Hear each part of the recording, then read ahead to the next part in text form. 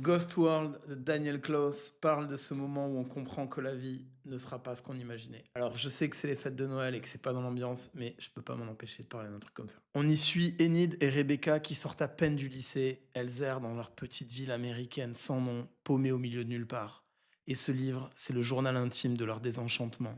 On les regarde traîner dans les restaurants minables et dans les magasins has-been en se foutant des ploucs qui les entourent. Les adultes sont grotesques, pathétiques ou inquiétants. Leur passion pitoyable, leur vie ratée. Rien n'est héroïque et pourtant tout est humain, trop humain. L'ironie des deux adolescentes est en fait une protection qui cache une vérité cruelle. Au fond, elles sont exactement comme eux. Elles patochent dans la même vase, elles n'ont nulle part où aller, elles ne trouvent pas leur place et continuent malgré tout à exister. Enid refuse l'intégration qu'elle vit comme une trahison. Rebecca, elle, tente l'autre voie. Le travail, les compromis, la normalité.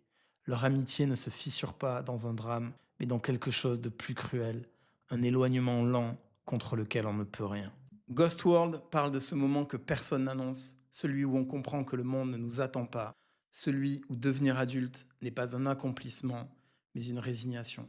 Pour autant, c'est un très très beau livre, tendre, drôle, mélancolique, politiquement incorrect. On s'attache à tous les personnages, plus ils sont paumés, plus on les aime. Enfin, l'histoire se déroule dans les années 90, cette étrange époque à la fois très proche et totalement disparue que beaucoup d'entre nous ont connue. Alors oui, c'est pas le cadeau de Noël le plus joyeux de l'histoire, mais si vous connaissez quelqu'un que ce type d'œuvre peut toucher, ça lui ira droit au cœur. Quoi qu'il en soit, je vous souhaite d'excellentes fêtes et je vous donne rendez-vous l'année prochaine.